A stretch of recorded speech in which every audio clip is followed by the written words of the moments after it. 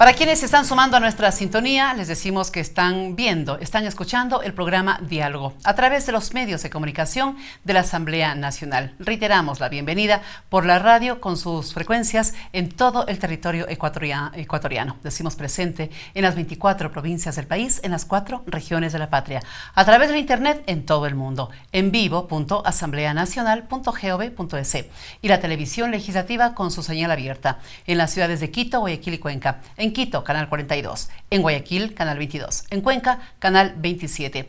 Y ahora cumplimos lo que habíamos anunciado para esta segunda parte. Recibimos al arquitecto Alberto Andino. Él es un convencido urbanista y una persona muy conocedora de la materia. Por lo tanto, también fue presidente del Colegio de Arquitectos de Pichincha. Qué gusto verlo y a los tiempos, arquitecto. Sí, muy grato recibirlo aquí en los medios de comunicación de la Asamblea Nacional y en este programa que se difunde de manera simultánea, tanto en radio cuanto en televisión, así como en el internet. ¿Cómo le ha ido? Muchas gracias, Nancy, por la invitación. Como siempre, nos toca, seguimos trabajando, enfrentando todos los problemas que a veces suceden, pero bien. Le invitamos en una época en donde queremos mucha información para que la ciudadanía no se alarme, sino que se prepare sobre lo que le toca vivir, ya sea en su casa, ya sea en su oficina, en circunstancias como las que estamos atravesando, con unos volcanes que nos están mandando mensajes, con unos incendios que también nos dejan profundas reflexiones y con una cultura que todavía falta mucho por hacer en materia de riesgos.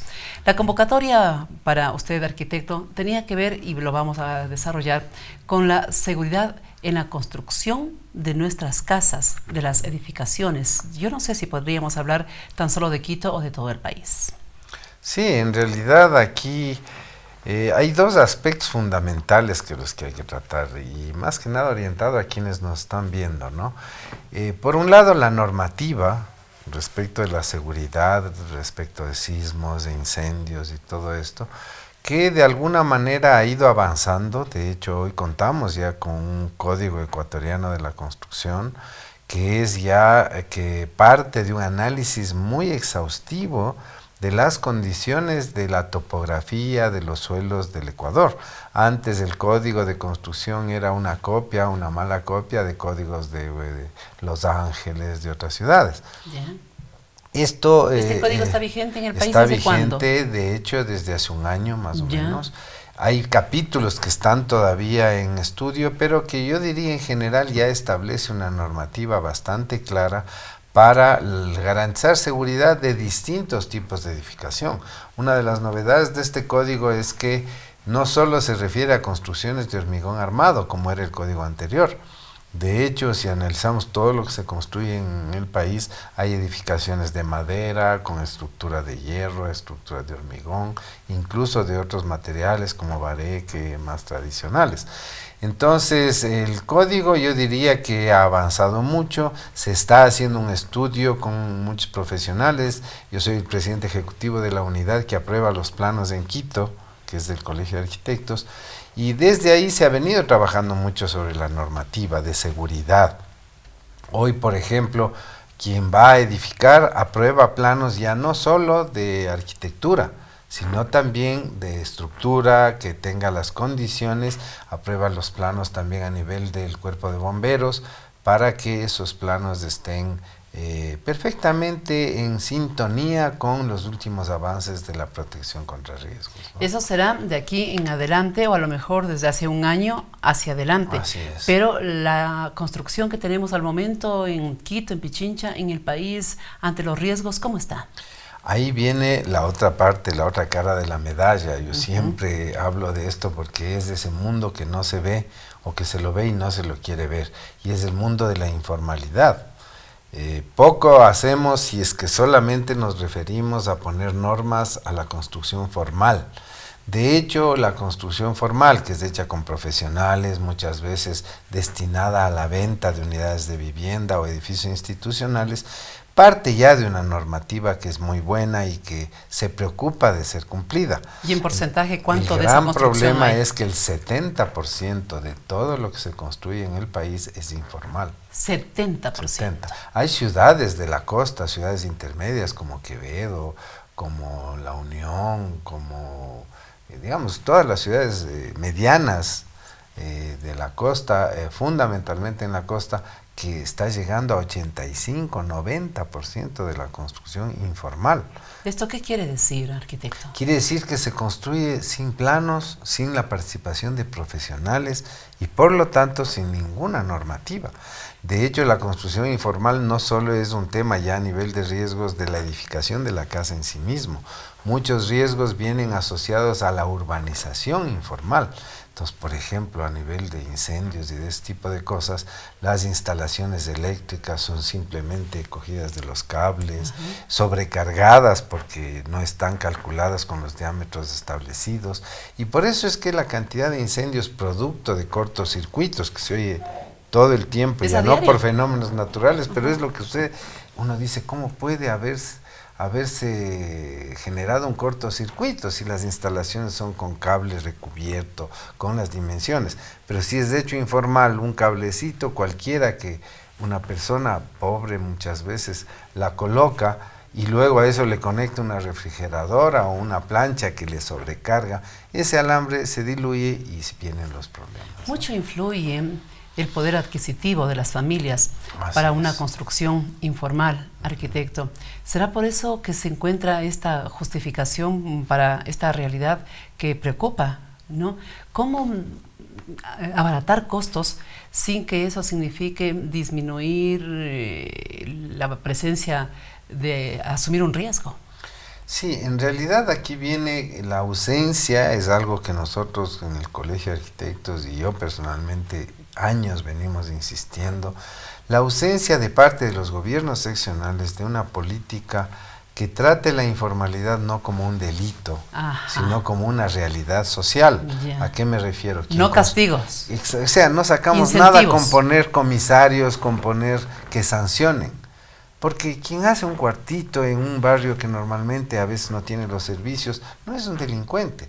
Es una persona que lo hace porque no tiene más recursos y porque las municipalidades del país y de América en general, es un tema latinoamericano, no han generado una oferta de suelo, por ejemplo, al alcance de esos sectores. La urbanización, digamos, un terreno urbanizado tiene unos costos que ahora vemos que ha subido casi inaccesibles, incluso para la clase media, no se diga para los sectores de menores ingresos. Entonces el llamado es a que la municipalidad trate el problema de la informalidad, que es tratar el problema del 70% de su ciudad, con conceptos más bien proactivos de asesoría, reconociendo que eso existe. De hecho, en Medellín, por ejemplo, hay muchos ejemplos de tratamiento de estos barrios ligados a la seguridad, que no nos venga a suceder, porque tenemos poca memoria, lo que sucedió en Haití, con un sismo, y que ni el Palacio Presidencial se libró. No se libró nadie, entonces sí es importante cuidarnos. Respecto ahora, por ejemplo, nos acordamos que la naturaleza existe porque nos avisa. Yo digo, el Cotopaxi nos está haciendo un gran favor avisándonos, porque otra cosa hubiera sido que venga la explosión y todo el mundo desprevenido. Entonces, estas medidas de control de riesgos, que por ejemplo tienen que ver ya no con la edificación. El tema del Cotopaxi tiene que ver con la ubicación más bien, de dónde estoy yo, y a veces decimos, por ejemplo, Valle de los Chillos, va a haber problemas, pero no existe la información, o el ciudadano también, el que me está escuchando, no se preocupa de ir, mirar un plano, hoy que hay una actividad muy intensa, que hay que reconocerla, de información, pero el ciudadano también no acude a estas ferias que se están haciendo, decir, a ver, en mi cuadra hay o no riesgo, porque el problema es que se llenen los lahares, ¿no es cierto?, que se inunde, pero eso puede estar, digamos, en el Valle de los Chillos. Yo mismo me enteré que toda la zona del valle que tiene que ver con Amaguaña, la zona que va desde San Rafael a Amaguaña hasta Tambillo, esa zona no pasa nada, porque por donde bajan los efectos de los deshielos, si se llegan a dar, es por el río Pita. Y se une más abajo, ya llegando a San Rolquí, se une con el río San Pedro. Entonces uno dice, río San Pedro, uy, terror, pero hay que saber la información precisa en dónde estoy para proteger a la familia. En el caso de un volcán y de manera particular con el Cotopaxi, pero tenemos incendios ante lo que está ocurriendo, por ejemplo, acá en Quito, así como en otras ciudades y localidades del país. ¿Es seguro construir cerca de un bosque? ¿O no deberíamos construir cerca de un bosque? Digamos que de lo que se trata va un poco más a un tema que siempre hemos venido hablando. Tenemos dos estaciones o mezcladas las estaciones. Mojada, porque acá no hay estaciones de 100, sino momentos. ¿No? Pero, por ejemplo, ¿qué hacemos como ciudades con el agua lluvia? Lo que hacemos es nada. Así, cuando llueve mucho, en época de invierno, que ya vendrá, es también un desastre. Y esa es agua que podríamos guardarla, que podríamos tenerla para riego, para las épocas de sequía, poder disponer a que grandes zonas del territorio puedan ser periódicamente humedecidas. No tenemos ninguna previsión, entonces claro, nos viene un verano como el que tenemos y los problemas son casi inmanejables, porque ya como no ha habido prevención, ya el enfrentarse. Un saludo al cuerpo de bomberos, en realidad la labor que están haciendo es de un sacrificio impresionante. A veces no los miramos y creemos que se pasan jugando boli y no hay tal. Así es. Pero ya llegar a apagar el incendio, como se dice incluso a nivel de la sabiduría popular, es llegar tarde. Es muy difícil. Porque ya está prendido ya el fuego. está prendido y con los vientos que existen, ya no hay cómo hacer. Entonces las medidas son más bien, a ver, si tenemos invierno, que a veces hay grandes lluvias, ¿cómo hacemos para que toda nuestra topografía pueda ir generando lagunas, espacios en donde se proteja?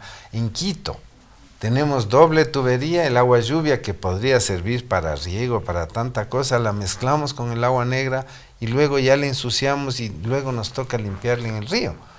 Entonces sí tenemos una gran, yo diría que la modernidad en general, porque este no es un tema de Quito, es un tema de la modernidad, de la civilización que equivocó el camino. Siempre planificamos los arquitectos, los urbanistas, de espaldas a la naturaleza.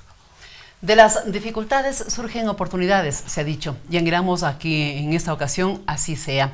También de nuestro invitado, el arquitecto Alberto Andino, estamos recibiendo importantes reflexiones y motivando a que se cumplan aquellos compromisos que tienen las autoridades locales. Estamos hablando de los municipios, estamos hablando ya de los gobiernos provinciales también, así como de las propias juntas parroquiales. Pero hay todavía mucho más que conversar sobre este tema, más aún cuando acá se admite que cerca del 80% de las construcciones en nuestro país son informales y muchas veces lo barato sale caro. Y ahora regresamos para continuar con este tema aquí en Diálogo.